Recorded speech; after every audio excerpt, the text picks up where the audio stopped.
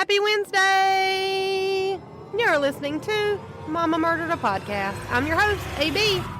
And this week on Mama Murdered a Podcast, we're getting into part 5 of Casey and Caylee Anthony.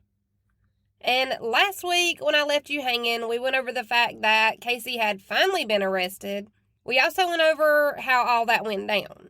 We talked about her bond hearing where the judge set Casey's bail for $500,000 in order for her to be able to get out of jail and be able to just kind of wait for her trial to start for the child neglect charges and the charges for lying to the police literally every time she opened her mouth. Because there still hadn't been a body found at this point in the timeline, and the only evidence that had been found was pretty circumstantial up to this point. Like the human hair that had been found in the trunk of Casey's car that we learned was actually virgin hair, which just means that the hair had never been dyed or chemically altered. The hair that had been found in the trunk of Casey's car actually matched the hair that was found in little Caylee's hairbrush also. So Casey had been arrested by this point, and we'd finally learned that Zanny the nanny, or the woman known as Zenaida Fernandez Gonzalez, didn't actually know Caylee or Casey Anthony. Zenaida Fernandez Gonzalez was actually a real person who did in fact live in Florida, but she had never met Casey or Caylee, and Zenaida also didn't know Casey or Caylee Anthony whatsoever in any way, shape, or form. So she had definitely never been Caylee's nanny. The police were slowly starting to piece together all the lies that Casey had fed them up until this point, because 99.9999999% of what Casey had told the police and the investigators at this point had been a lie. So they're starting to piece all this together. Now, last week, cadaver dogs had hit on 2 separate places that both tied back to Caylee's mom, Casey Anthony. And Casey had just been arrested and was able to make her first call home. During this call, Casey really only seemed to be super worried about getting in touch with her boyfriend, Tony, and not at all bothered by the fact that her toddler had been missing for over a month. So when I left you hanging last week, I ended up talking about a call between Casey and her parents when they went to visit Casey in jail. And I wanted to play the recorded audio from that jail visit for you here, because I feel like you can tell a lot by these calls and videos. All of these calls from jail are obviously recorded, and the visits are basically just Casey sitting on one side of a glass, and whoever is visiting with her is sitting on an opposite side of the glass, and they're only able to speak to each other via a phone that they both have access to.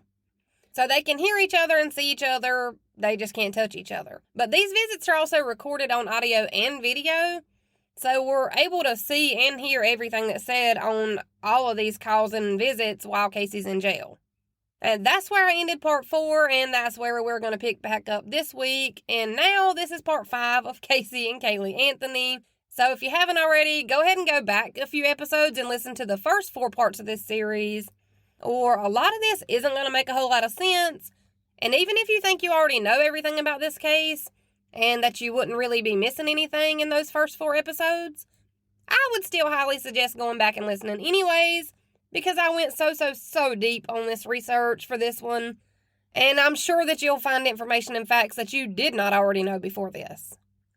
And if you know absolutely nothing about this case and you're trying to start here, I can promise you that you missed a whole lot. Also, I swore that I was going to wrap this series up this week, and this is still going to be a super long episode, but I don't think we're going to get into the trial portion. So maybe next week will be the last episode? I'm not even going to promise you that, because every time I do, I lie. So we'll finish it when we finish it. Right now, we're on part 5. So without further ado, let's get it. So we are picking right back up where we left off last week on July 25th when Cindy and George go visit Casey in jail for the very first time. Now, I'm going to play this audio for you because you just have to hear like the verbiage and the tone to really understand. And after I play it, I'll kind of go through and point out some of the things that I think are super weird. So I'm going to play the audio. Well, I'm going to play a piece of the audio because they are ridiculously long. And nobody has 3 hours to sit here for that. So here's a piece of the audio. And this is from July 25th on Cindy and George's very first visit. This is the very first part of their visit that I'm going to play now. Good morning. Good morning, beautiful. I love you. Hi, I love you too. Why is she crying already? Because we haven't seen you. I know. Hey, hold on 1 second. Miss Baker. Oh, where'd she go? I'm gonna try to get them to turn this up a little bit. Go ahead. So how's your day starting out so far? I was asleep. Well, So, it's alright. I woke up at 5, stayed up for about an hour, and then went back to bed for a little bit. So, my eyes are red. I'm tired. okay. So what else is going on with you? Nothing. The usual. Just, I guess, waiting around. Those are new shirts. I like those. Yes, those are. The Never Lose Hope Foundation did these for us, so. I like those a lot. Those are really nice. Yeah, those are really sweet. Really, really sweet. I, Can you read what they say? fly home, baby, and I don't see the bottom. It says, fly home, baby, we miss you. Those are nice shirts. I like those. Well, let me have you speak to Mom, okay? Now she's right here. She's pulling at the phone. Hold on. Alright. Hi, sweetie. Hi, Mom. Oh. Well, I lasted a minute. How are you feeling? We're not doing well, Case. None of us. Lee's been sick. Dad's blown up at the media. Yeah, I heard. Well, someone just said that Caylee was dead this morning, that she drowned in the pool. That's the newest story out there. Surprise, surprise. So, it's very hard. Oh, yeah, trust me, I know that. Someone just sent me some of the stuff that's been online, comments that people have been leaving off of certain articles, I guess, that have been written, and it was very upsetting last night to see that. Oh, yes, you know, it's terrible, Casey. Getting hate mail, threatening letters. Well, I haven't gotten anything like that, thankfully. All of the letters that I've gotten have been positive. Even the letter that she had attached was still very positive. Everyone's certain that she's okay, offering help. A couple people have said that they've called and talked to Dad or have left him messages. So, We need to have something to go on. Mom, I don't have anything. I'm sorry. I've been here a month. I've been here a month today. Do you understand how I feel? I mean, do you really understand how I feel in this? I'm completely out of the loop with everything. The only information I get is when I see my attorney. That's it. Yeah. Outside of that, I have nothing to go on. Every day I have to sit here and wait and wonder. I wonder if something's going on. I'm wondering if there's something new. Did Jose ask you about which one of us you'd want to meet with? Yeah, I wanted to see Dad. I mean, I want to see everybody, but I had to choose, and I wanted to see Dad. All right. Well, then here, talk to your dad. Hey, sweetheart. Hey. Hey, listen, I want you to know, you are the boss through this whole thing, okay? Well, no, I'm not anymore, Dad. I haven't been since I got Oh, here. yes. Oh, yes, you are. You are the... think of this for a second. Dad, I've been... Listen, okay, listen, no, I've been just listen to thinking me about just for one this. moment. Okay, just listen to me for 1 second, okay? Listen, think of you owning this conglomerate, this huge business. Jose is one of your employees, so is the sheriff's department, so is the FBI, so am I, so is Lee, so is Mom. You know, we're all working with you. And if for some reason something's not being said or being done, you can make a change. You're the one that Dad, can say, listen. I've told Jose. No, I've given him the information to give you guys. We've given the information. You guys have given everything to the police. They're not helping us. It's obvious. We know their intentions. So, I'm sorry. I've helped in every way that I possibly can since the day I got here. Okay, They didn't even give me 24 hours to help them, the police, without putting me here. it's obvious where everybody's intentions lie. I know you guys want Caylee. I want Caylee more than anybody can understand, but I can't do anything. I can't do anything from where I'm at. Okay, let me ask you this. If I can make some arrangements just to meet with you just one-on-one, just you and I, or Lee or Mom, would you be open to that? Because I can do it within a matter of just a few hours. Dad, this was already discussed, and I already said yes. Okay. This was something that we had already discussed. Supposedly it was supposed to have already happened. Well, there's been some I understand there's... to change that. There's nothing been on my part to change that, or Mom's part, or your brother's part. No, I understand that. It's not you guys. I told these guys within an hour I can be ready. I want to hug you. I want to talk to you. Just you and I. You know? Jose is making sure that I'm well aware of everything that's going on. He's keeping me completely updated on stuff, which I in every way appreciate, because I just want you to... That's all I have to go off of with stuff. I want you to realize something. Number one, or at least number 1.1 and number one should be you and Caylee. That's the way it should be. It shouldn't be it's split, Jose, Dad. then you, then Caylee, and everything else is falling in line. It's it has to be you two, you and your daughter. It's got to be the ones that's got to be focused on here. Well, he's focusing on Caylee and I. You guys are focusing on Caylee. I know I'm still part of your focus, but she's your main focus, and I understand that. Dad, I know where everybody's priorities lie. I knew that the day that I got here. Well, I bring up. Then again, I want to bring up this thing about you being the boss. You're the one that can control everything. You're the one. No, that can make the Dad. decision. Please. Sweetie. Okay, I'm sweetie. completely... I'm not trying to get you upset. I'm trying to No, talk to but you. I am upset now. I'm completely upset. One, the media's gonna have a frickin' field day with this. No, I wasn't even supposed to take this. Let me speak for a second. Dad, I let everybody talk. Okay. They're not releasing it. Well, I hope not. I'll keep saying whatever I have to about the police, so Mom. they don't let it go. Can someone let me... Come on.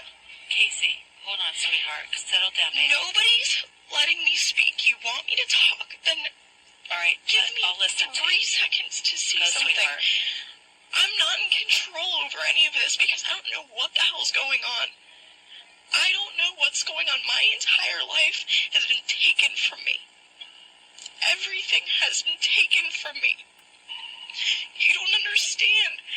Everybody wants me to have answers. I don't have any answers because I don't know what's going on. I have no one to talk to except Jose when he comes. It's the only person that I can talk to right now because I can't even say anything to you guys besides telling you that I love you. I want Caylee.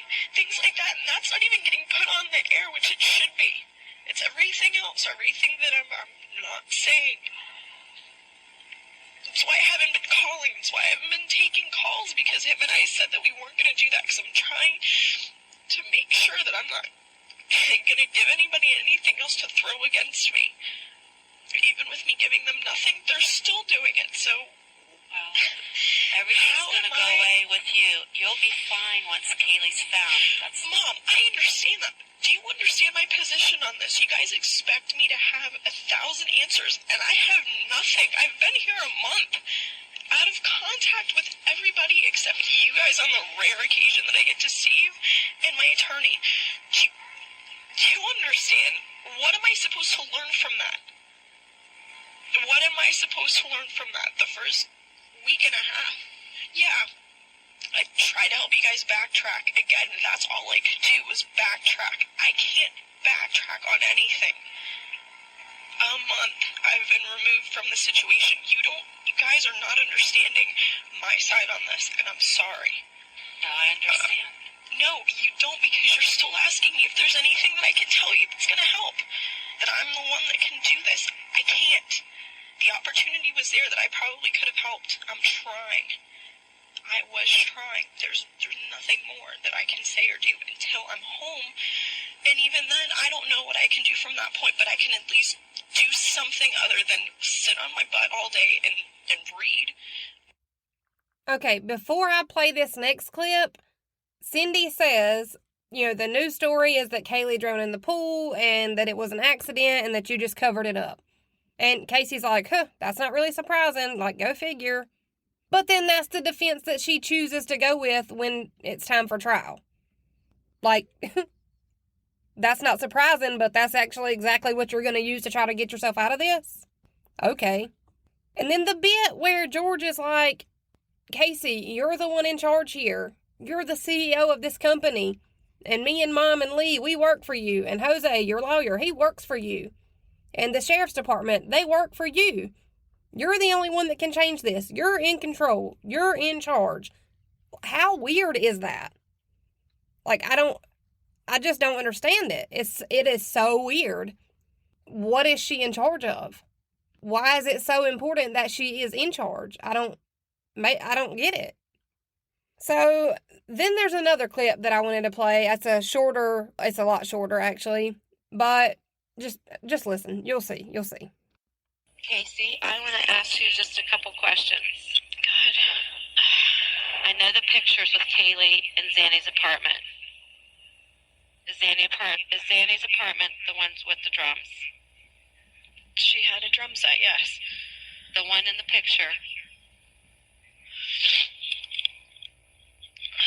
I think there were even other pictures. I told Lee to look through everything. Okay, is that Zanny's apartment? Because I know whose apartment it is. Is it Zanny's apartment? That exact apartment, no, that was Ricardo's apartment. It was set up a lot like Zanny's apartment. Do you think Zanny's acting by herself, or does she have help? I don't know, Mom. I haven't been able to talk to anybody. I don't know. So it kind of seems like in this call that Cindy is like fishing for information as far as asking Casey about pictures of Caylee in these apartments. And she's like, there's a drum set in the background. Is that Zanny's apartment? Whose apartment is that? And then Cindy says, I already know whose apartment that is, so why don't you just tell me? It's almost like Cindy already knew that Casey was full of shit, but that she wanted to try to catch Casey in this lie about Caylee and who she was with and where these certain pictures were taken. Now, I couldn't find these two clips to play because, I mean, honestly, I just don't have time to sit here and go through them, and I thought I had them pulled up and saved, but I didn't. But there are two other parts of this call that I think are super weird, and one part is at the very beginning, Cindy tells Casey that they forgive her for whatever she's said about them. They all forgive her. And Casey responds to this, and she says, like, I haven't told them anything, don't worry. Like, what are they talking about? I have so many of my own theories and so many of my own speculations, but I'll let you decide what you think they're talking about when we finally wrap this case up and we get to the trial section, when the accusation that Casey will go on to make about her dad, George, later. Now, the second thing that really bothered me about this call that I wasn't able to pull up to play for you is when Casey tells Cindy and George that they shouldn't trust Jesse, not to listen to anything that Jesse says. And, I know Jesse was a few episodes ago, but remember that Jesse's the guy that Casey was dating when she was first pregnant with Caylee, and Jesse was actually going to adopt Caylee even though he wasn't her biological dad, even though Casey tried to convince him that he was. Whatever. So Casey telling her parents not to trust Jesse and not to believe anything that he says almost makes me wonder if maybe Casey didn't tell Jesse like a tiny bit of the truth about what happened to Caylee. And now that Casey's sitting in jail, she wants to go ahead and like discredit Jesse in any way that she can, just in case he did talk to somebody and just in case he's saying more than what Casey wants him to say. I don't know. More of my own theories, I guess. And there's another part of this call where George is telling Casey that he's sorry, that he should have been a better dad to her, and that he should have been a better grandpa to Caylee. And he sounds like pretty genuinely hurt and like a dad who just wants to take their kid's pain away, which is a stark contrast as to what Casey says about her dad later during trial. And then Casey even goes on to tell him, like, you were the best dad ever, and there's no way that there's a better grandpa than you, and, like, so that's a really, really weird father-daughter dynamic, and it just gets more confusing as time goes on. I think my little old lady neighbor is riding her lawnmower again. I can hear it. Maybe you can, maybe you can't. Every time I mention it, I have people that message me, and they're like, I didn't even hear it, and I'm like, how? That's basically all I hear when I go back and listen. But maybe it's because I know it's there. I don't know. But moving along from this call, on July 29th, a limited use immunity deal was offered to Casey if she agreed to help find Caylee and if she agreed to tell them where Caylee was. But this immunity deal only works if you tell the truth. Like, if you get caught lying, it's basically like null and void. It didn't exist to start with. And as we're all fully aware of by now, Casey doesn't actually know how to speak without word vomiting lies out everywhere she turns. So that wasn't really going to be an option that would work for her. Now, a $250,000 reward is announced for any leads or information leading directly to finding little Caylee. And the community's doing this really weird thing where they're all out searching tirelessly for Caylee all day, every day. They're volunteering for ground searches and anything else that they may be able to do to help find Caylee. They're handing out flyers, they're making posts on social media to spread the word about Caylee's disappearance.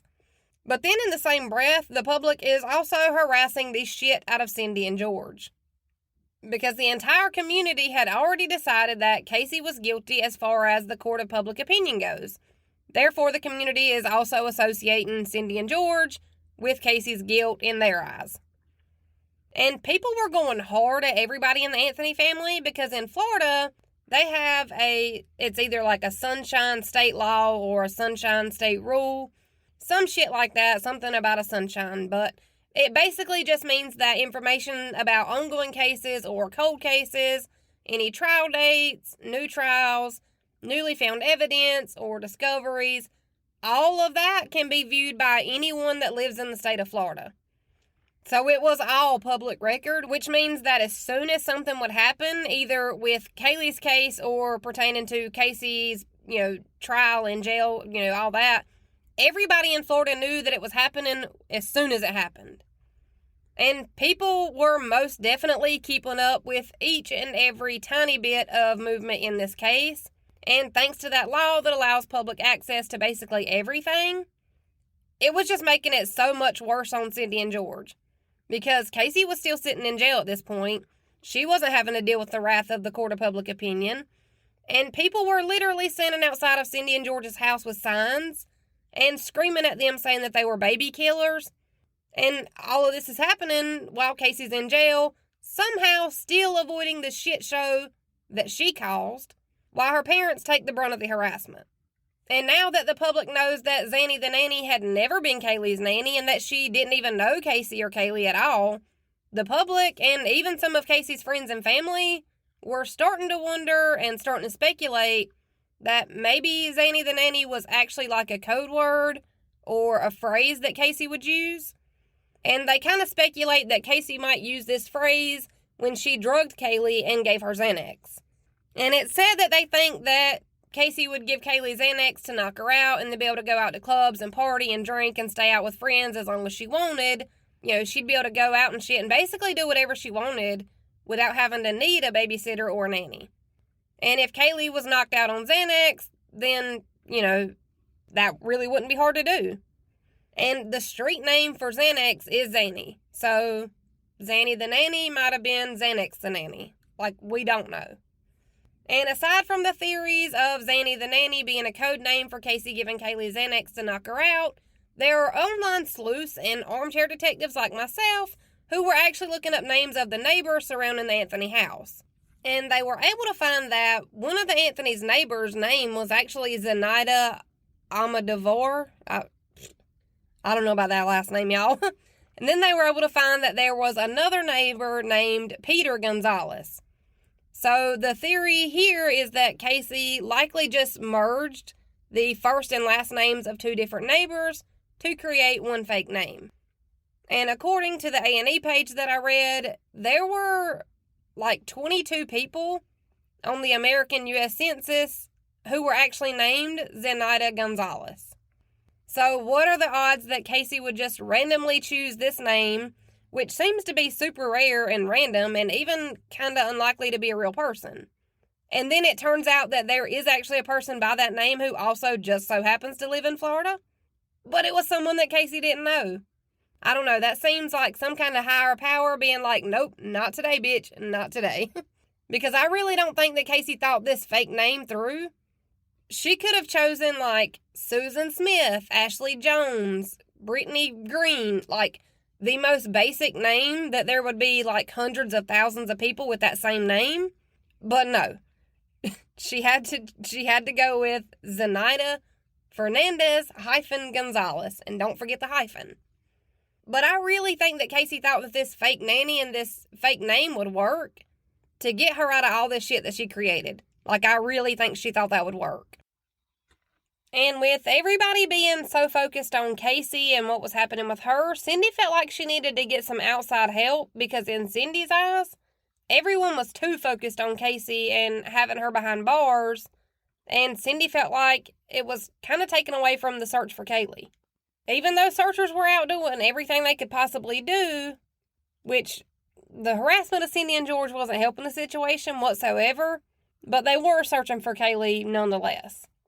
So Cindy gets in touch with EquiSearch, which is a free service from a group out of Texas. And they usually come in and help with, like, private search efforts for families in situations, kind of like this one. And EquiSearch isn't just a bunch of, like, Joe Schmoes. They're all pretty qualified, highly trained. They use the newest and most advanced technologies to help with these searches. And police knew this, so it was kind of taking a lot of strain off of the investigators because they could kind of take EquiSearch at their word. Like, if EquiSearch said they had already searched spots X, Y, and Z, then police could kind of move on and they didn't have to spend more time checking and searching X, Y, Z spots. And at this point, Cindy and George are going to every show, every news station, every talk show, and they were doing this to any show that would have them. And they were talking about what was going on with the case. They were trying to advocate for Casey's innocence and spread the word about Caylee's disappearance, which is crazy to me because during Casey's trial, she literally drug her parents' name through the mud. And the entire time leading up to the trial, her parents are just out here trying to convince the entire world that Casey was innocent. And we finally see a little bit of movement in this case on August 11th. Roy Crunk worked as a water meter reader for Orange County, and he just so happened to be working close by the Anthony's house on his route on the 11th of August. Now, according to Roy, the way his job was set up is that he would be given his route that he was going to be driving the night before his next shift. So, for instance, if he was going to be working Monday and Tuesday, he would get his route for Monday's shift on Sunday night, and he would get his route for Tuesday's shift on Monday's night. So he never really knew where he would be. But on this route, on this day, he was close by the Anthony's house, and he didn't really put two and two together until later on that day when he'd already read the meter to the Anthony house. And from my understanding from watching the trial, Roy did normally have at least one or two co-workers ride with him on these routes he did. But on the morning of August 11th, Roy was doing his shift in Hope Springs Drives and that surrounding neighborhood by himself. His co-workers were supposed to meet up with him later on that morning. Roy says that he had heard that Caylee was missing and that he knew of the Casey and Caylee Anthony saga that was unfolding in front of the entire nation. But he also says that he wasn't actively keeping up with the case or planning his nights around the news coverage on the case or anything crazy like that.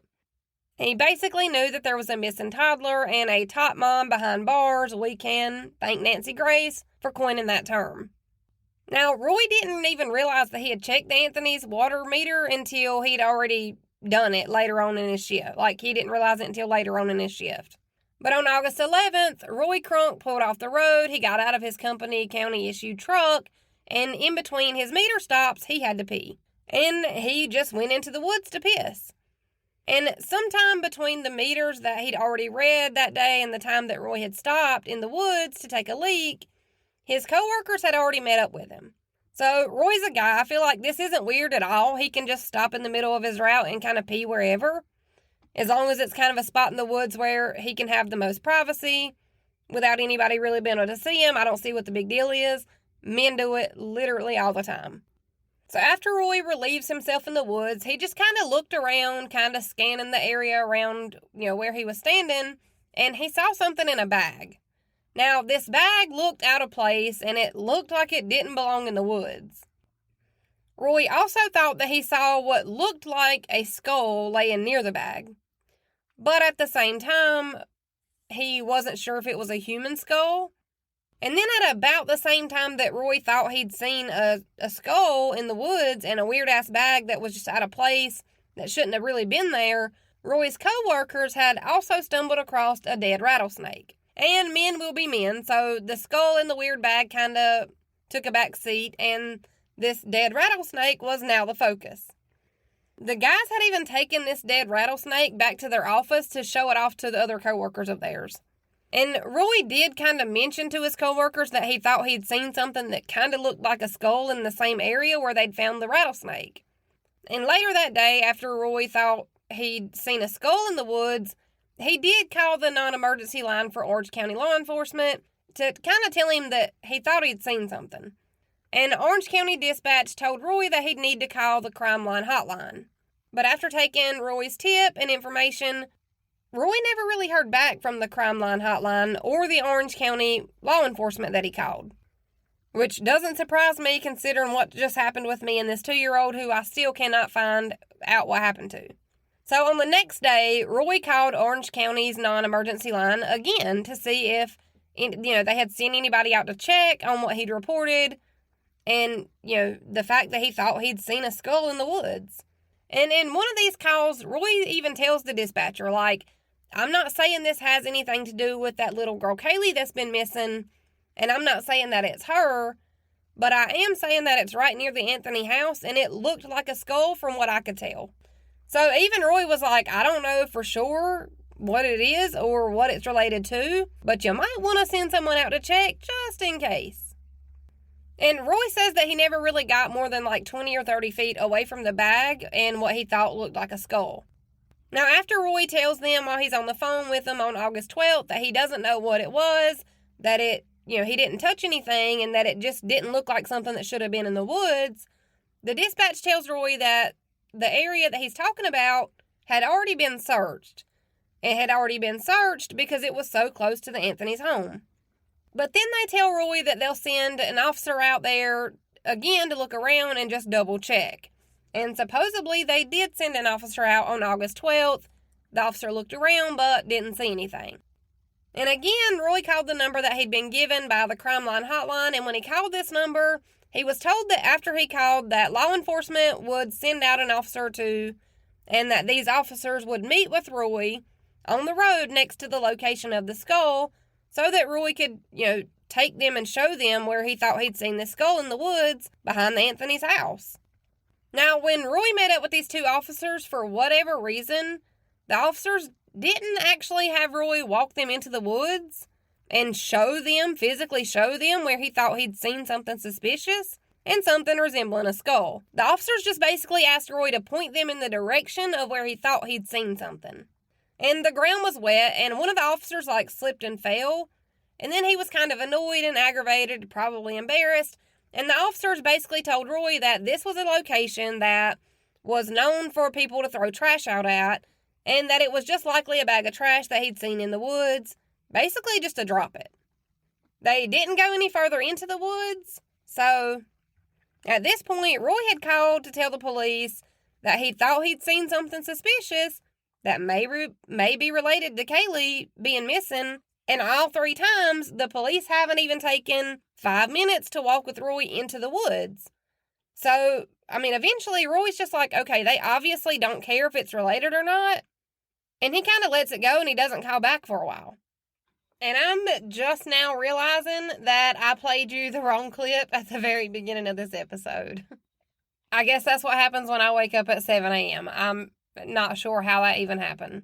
So I played you the clip at the very beginning where Casey asked, why Cindy's crying already when she's already a blubbering mess. And Casey was complaining about how she'd been in jail for a month now, and the only thing everybody seemed to care about is finding Caylee, and nobody really cared what she had been going through while she'd been in jail. So that was the call that you already heard. The call where George is telling her how she's in charge and everybody's her employee at this big company if she thinks about it in the grand scheme of things. And that was the visit that Cindy and George made with Casey in jail on August 14th, is the one that you already heard at the very beginning. When Casey says that she likes the shirts that, somebody had made for them that had Caylee's picture on them, all this stuff. That was a month later after she'd already been in jail for a month. That was from August 14th. Again, I'm sorry. I don't know how that happened, but here we are. So we're going to roll with it. And it was during this same call or visit, I guess, that, Cindy's asking Casey if she can remember anything that might help and asking if she has any new information. And then that's when Casey goes on and on about how hard her life's been for the last month because she's in jail. So if you thought this case was weird already, it's about to get a little bit weirder. So now I have to introduce to you a man by the name of Leonard. And Leonard is a bounty hunter from California. So Leonard actually flies from California to Florida and he posts bail for Casey Anthony. So the way this would work is you would usually find a bondsman, or in this case, a bounty hunter. And in this case, he found her. But this bondsman or bounty hunter would pay a percentage to the court of the total amount of whatever your bond is to get you out of jail. So most of the bondsmen, at least that I know of, you either pay somewhere between like 8 and 12% of whatever your total bond is. So Leonard paid $50,000 of his own money out of his own pocket to get Casey out of jail on bond. So I think that's 10% of $500,000? I don't know. I don't do math. We've talked about my lack of math and skills before. So whatever, he pays this $50,000 to get Casey out of jail, and keep in mind that Leonard only gets his money back if Casey is found not guilty during her trial. So this is a pretty big risk for somebody that he's never met and doesn't know whatsoever. But Leonard was thinking that Caylee was still alive and that the nanny had her at this point. So his actual motive for paying Casey's bond was if he could pay the bond and get Casey out of jail, then he would be able to get Casey to tell him more about Caylee, more about the nanny, and he would be able to figure out where Caylee was. So essentially, he had planned to go on like a real-life taking mission, and he was going to get Caylee back from whoever was holding her.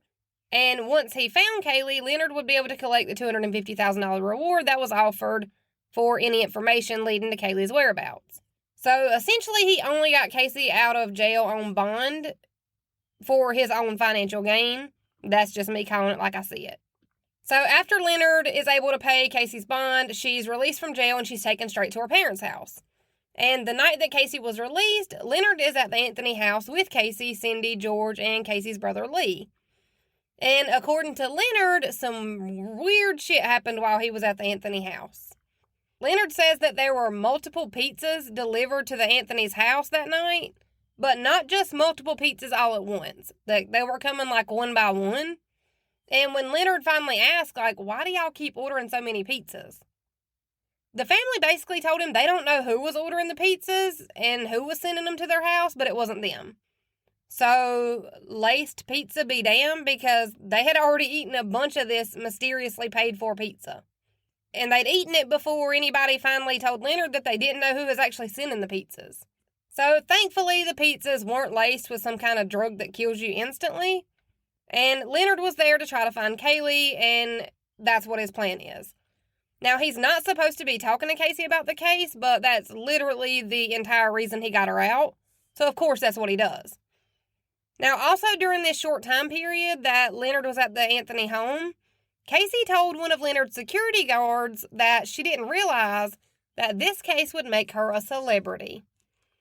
That she could probably start taking headshots and autographing them and selling them to make extra money for herself. Her toddler has been missing for months, and she's talking about selling pictures of her face on a piece of paper and autographing them and selling them to make money. I don't care if this was Casey trying to be funny or not. That's not funny. So when Leonard and Casey sit down to talk about the last time that Casey claims to have seen Caylee, according to Leonard, Casey told him a completely different story than she'd told the police. Now, in this version of lies that Casey's telling, she says that she and Caylee were at the playground and that Zanny and Zanny's sister were there, and that they restrained Casey, they took Caylee, and then they told Casey exactly what to tell the police. Now, Casey claims that they took Caylee because of money that Casey owed them. I don't know. This whole thing is just one big-ass lie after the next. So Leonard is listening, and he's like, Casey, come on now. And I actually think he told her something along the lines of, I didn't come thousands of miles and leave my chihuahua at home alone to come and listen to your lies. Which I feel this on a real deep level, because I would not leave my sweet chihuahua Ryder home to listen to Casey's lies and bullshit either. So this, of course, pisses Casey off because he's not believing her, she's not getting her way, and he's questioning her. And Casey basically tells him that he's not going to talk to her like a cop, and that if that's what his plan is, he can go ahead and leave. So he did. So now Casey's out of jail on Leonard's dime, and luckily it wasn't long before Casey was arrested again. Actually, I don't think it was even a week after she was released before she was arrested again. This time she was arrested for the stolen checks and money that Casey had stolen from her ex-best friend Amy. And this charge is pretty clear that Casey's just kind of stuck in jail until her trial at this point. Like, she's not getting a bond set again. Now, after Casey's locked up and back in jail after she'd been publicly arrested a second time, just days after she was released on bond, one of the more seriously twisted parts of this case came out.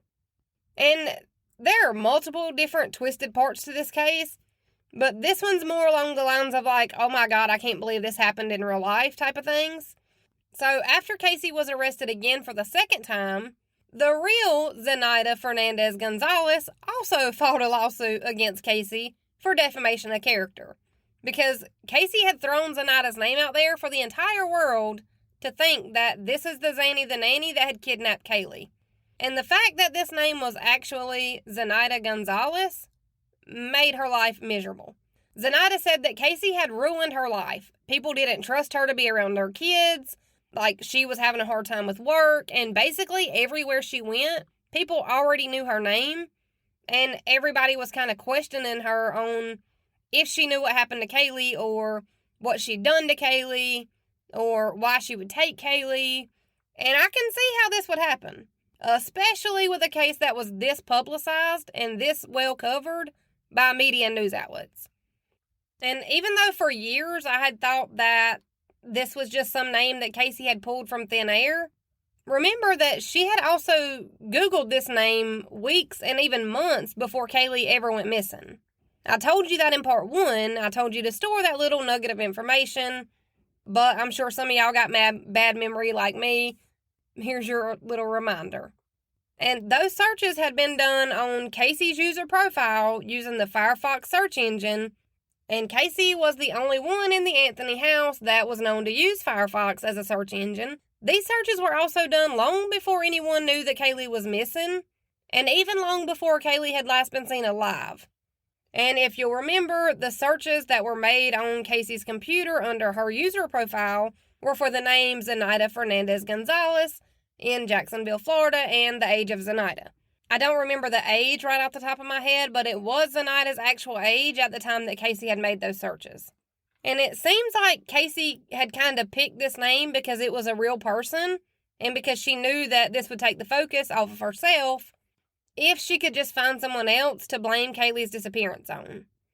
And then with what I found about the two separate neighbors of Casey's having, one of the first names and one of the last names, that she decided to name her fake nanny, maybe this wasn't just some random name that Casey had made up.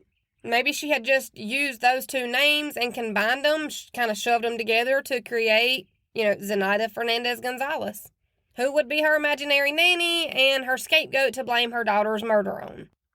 Now, on October 14th, a Florida grand jury decided to finally go through with indicting Casey Anthony on 7 different charges.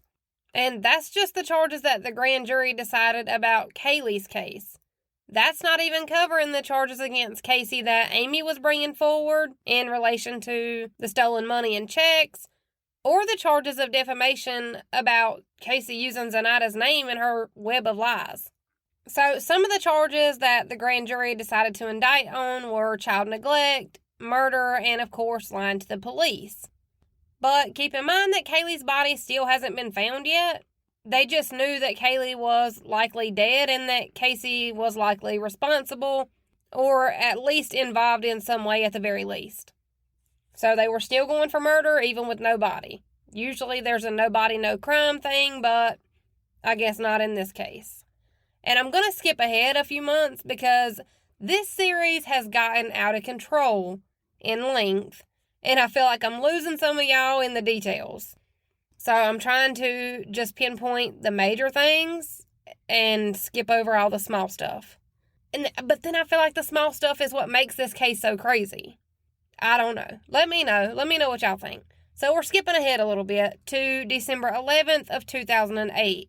We're less than a mile away from the Anthony house, and little Caylee's remains were finally discovered by none other than Roy Crunk, the water meter reader, who had already called police multiple times, saying that he thought he'd seen a human skull.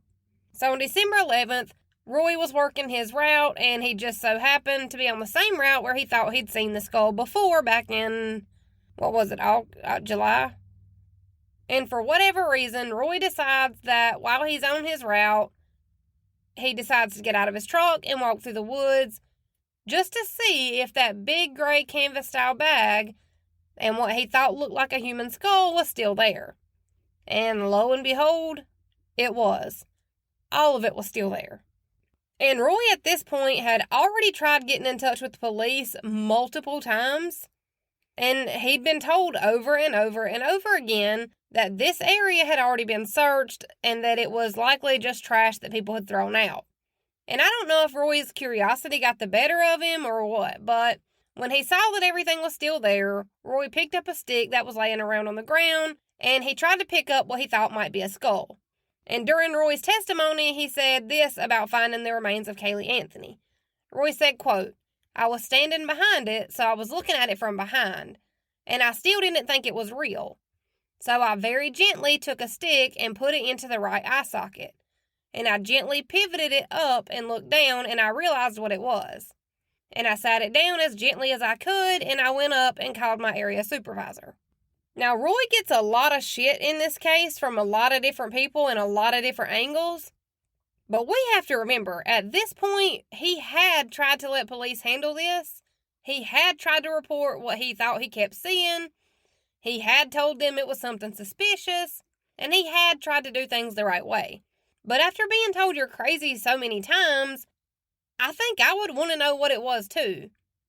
Like, I really don't think Roy did this in a vindictive way. Like, I honestly think he was finally like, well, if it's not actually a skull, then what the hell is it? And he just went snooping like most of us would have done. And he had absolutely no way of knowing that this would be the remains of Caylee Anthony, who the whole world had been looking for months now. And let me just make this clear. Little Caylee's remains were found by Roy the meter reader less than a mile away from where Casey and her daughter Caylee had always lived with Casey's parents, Cindy and George, who would be Caylee's grandparents. And what kills me is the fact that Roy had called multiple times, and supposedly multiple officers had been sent out to that location and searched, and nothing was ever found.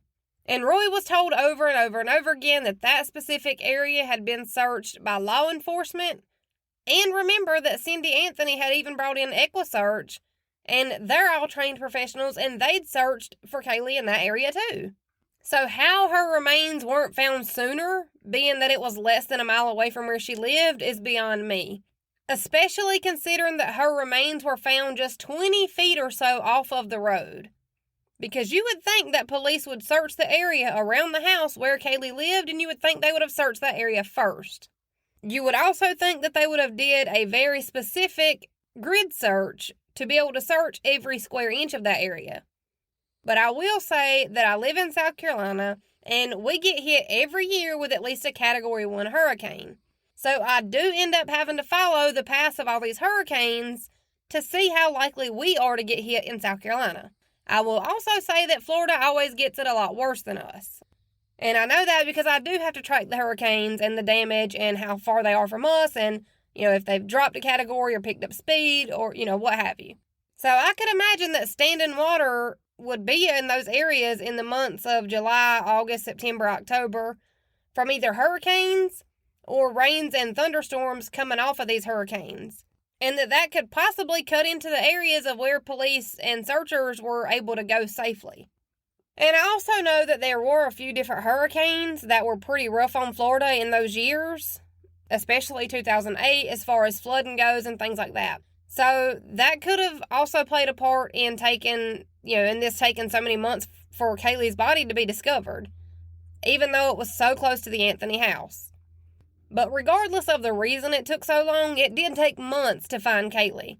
And it wasn't until December that Caylee's remains were found by Roy, the meter reader.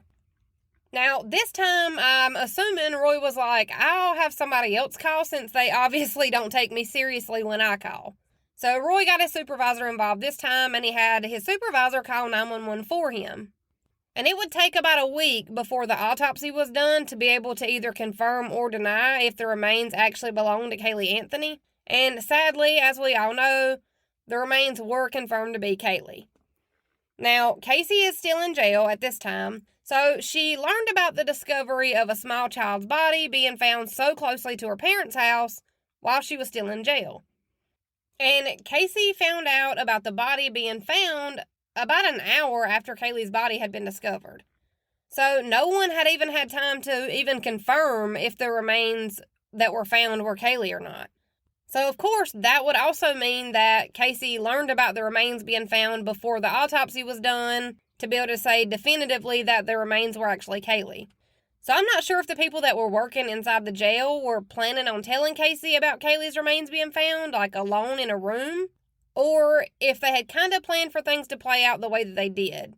Because what they did was kind of messed up if it was intentional, and I'm saying that as somebody who hates Casey Anthony's guts. But they had Casey sitting in like a small waiting room looking area, presumably waiting for someone to pull her into a private room to tell her that remains of a small child had been found right outside of their house. And then Casey sees the news outlets reporting the breaking news about toddler-sized remains that had been found and, where they were found, how closely they were to the Anthony house. And Casey actually sees this on a TV screen in this waiting room where the news station is talking about it being breaking news. So Casey learned about her daughter's remains being found from a news reporting on it before anyone even had time to actually tell Casey about Caylee's remains being found. So Casey's reaction to seeing the news coverage is actually captured on cameras from the correctional facility that she was being held at. And you can just see Casey bent over, like sobbing and in hysterics, and I'm probably the last person to make excuses for Casey for anything.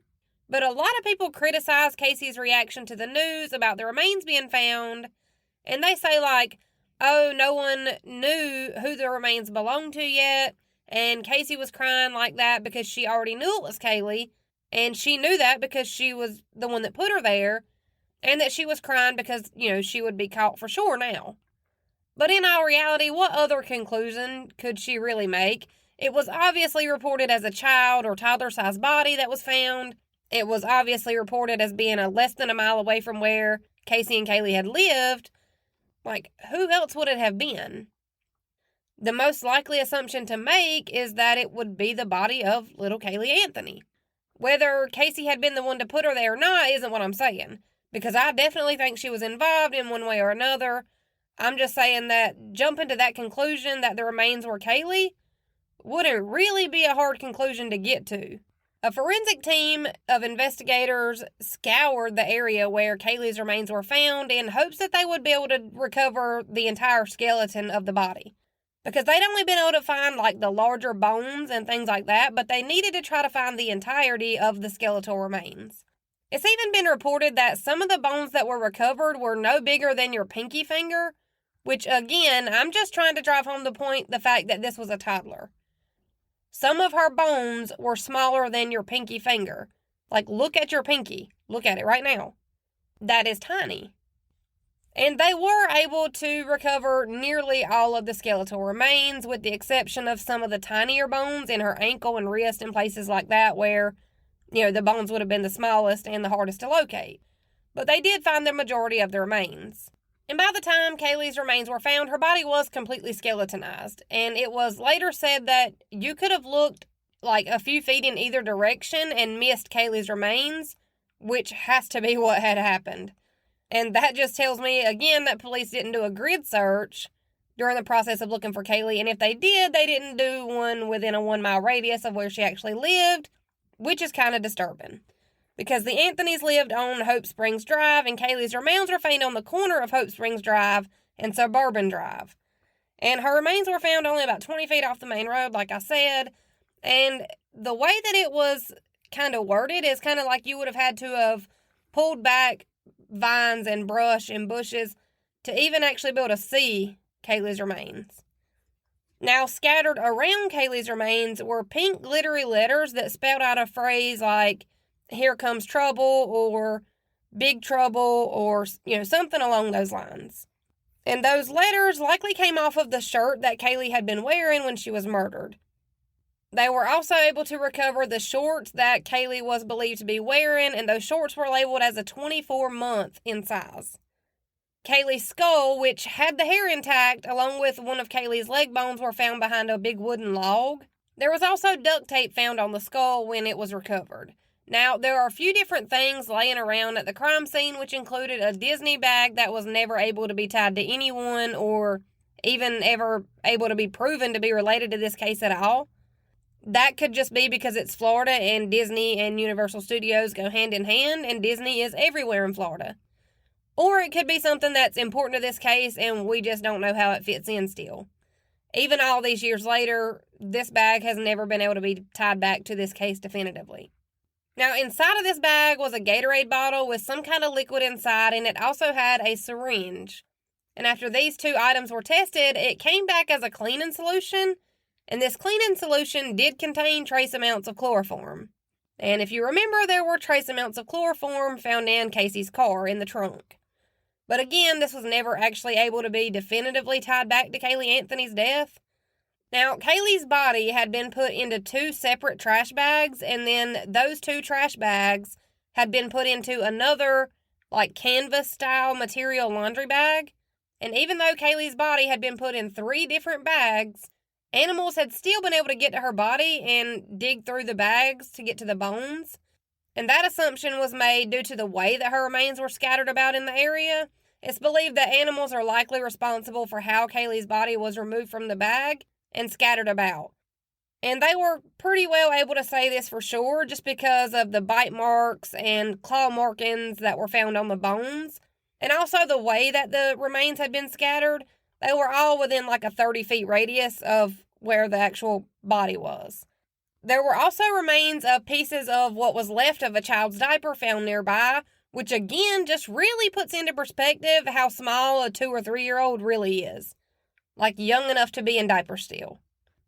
So let's talk about Caylee's autopsy and what was found during that. The autopsy tech spent about 12 days looking over and examining little Caylee's skeletal remains, and she found that Caylee's body had been wrapped in a Winnie the Pooh blanket. And then her body had been put into one of those trash bags, into another trash bag, and again into the canvas-style laundry bag. Now, Caylee being wrapped in this Winnie the Pooh blanket always makes me think that someone in the house had to be responsible. And I'm not going to say definitively 100% that it was Casey or Cindy or George, but I will say that 9 times out of 10, when a child is wrapped in a blanket, it's a sign of some kind of remorse. And this is typically something that you see when a mom kills her own children. It's like a way for them to make them as comfortable as possible after they realize they've actually killed their own kid. It's also important to note that Caylee's room was decked out in Winnie the Pooh themed everything. So that's another thing that always makes me go so tell me you didn't do it again? This isn't the last time we'll talk about the Winnie the Pooh themed room and the blanket, but we'll get back to that. During the autopsy, it was also discovered that there had been duct tape wrapped around the skull multiple times. And where this tape was placed would have been covering every area that you need to use to be able to continue breathing. So the duct tape started at the bottom of Caylee's chin and then was wrapped around her head enough times to cover her entire mouth and nose. Now, Caylee's skull and jaw were still intact, and all of little Caylee's teeth were still attached to the skull, which was kind of a surprise to the medical examiner, because normally, especially with kids this young, their teeth don't have roots to actually keep them intact, but hers were. It was also able to be determined that the tape had been put on Caylee's head before she ever started to decompose. Now, the duct tape itself had already started to disintegrate, but the mesh line and pattern of the duct tape was still present. And this is where my brain goes through the thought of Caylee being suffocated, and then the other side of my brain is going like, the duct tape had to have been put on either before Caylee died or right after she passed away.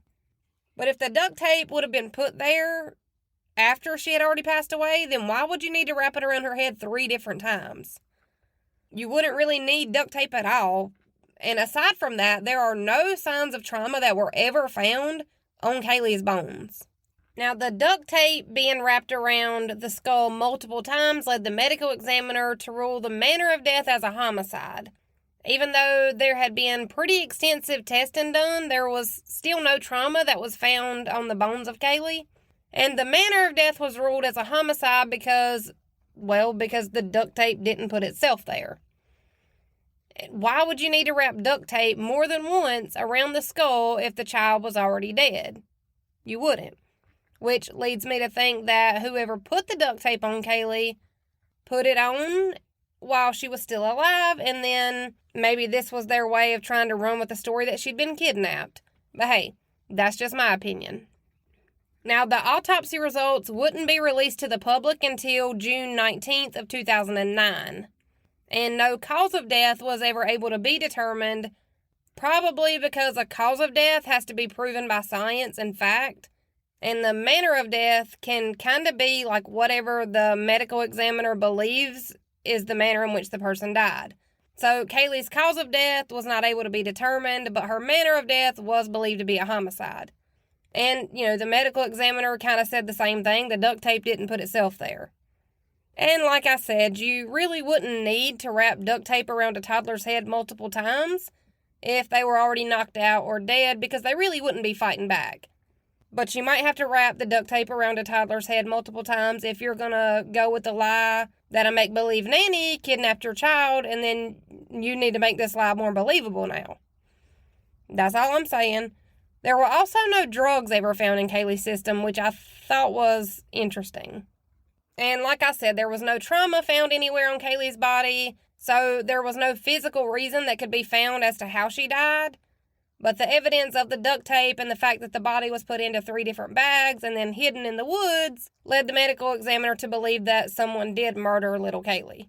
And investigators went through hundreds of scrap pieces of trash trying to find fingerprint evidence, and they really weren't able to come up with anything of substance. There weren't even fingerprints left on the bags that Caylee's body was in, or the duct tape that had been wrapped around Caylee's head and mouth. But as long as Caylee's body had been in the Florida heat, I feel like even if there had been fingerprints on the bag or on the tape at one point, that between the mass amounts of rain and the flooding that takes place during hurricane season, along with the heat and humidity that causes it to rain almost every single evening, those fingerprints were likely washed away completely or so disturbed that they weren't really usable. Now, this is something else, and I want to touch on this again next week when we get more into the trial and parts like that. But this is something that I've always found so weird and so eerie and just I have so many questions about this. There was also a small amount of a tacky or sticky-like substance found in the shape of a heart that was put over the top of the duct tape that was covering Caylee's mouth.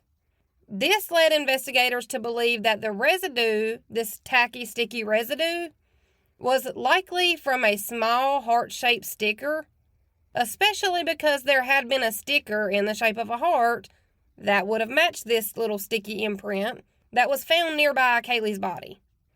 Which is kind of chilling to even think about putting a heart-shaped sticker over the duct tape that is wrapped around a toddler's head.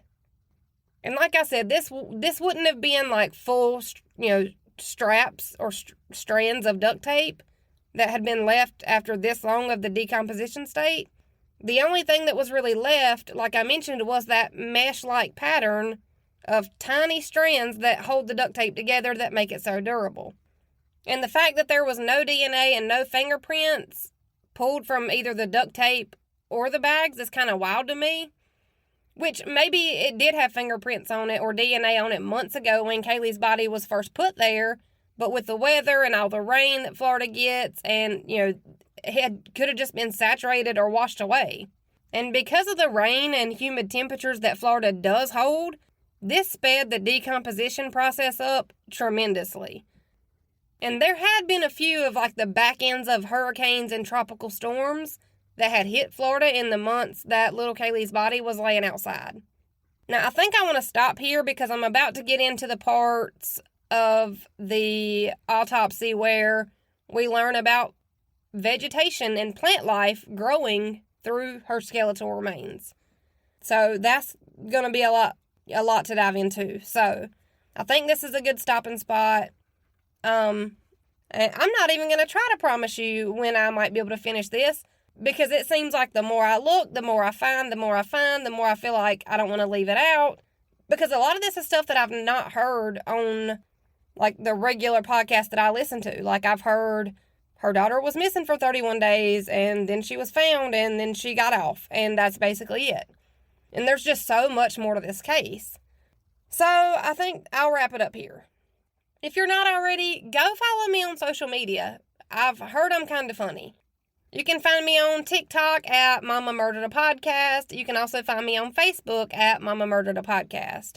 You'll be able to find me on Twitter and Instagram at murdered_mama. And before I say let's do it again, I want to mention that I'm attempting to find someone to make shirts, tumblers, koozies, stickers for your car, stickers for your laptop. I'm working on it. I've had so many people message me and ask me where to order a shirt from or where to send the money for a shirt, and I just don't have that figured out yet. I'm going to be real with y'all. I did not expect anybody to want a shirt for another 5 years of this. So this wasn't in the plan, but here we are. I'm grateful. I'm thankful. I'm working on it. I promise. As soon as I figure that out, I will let you know. I'll post it everywhere. And I'm going to try to find somebody to do them cheap because we some broke bitches. That's okay. I love y'all. Y'all love me anyways. So, I guess let's do it again. Same time, same place, next Wednesday. See you then. That's how my mama murdered a podcast.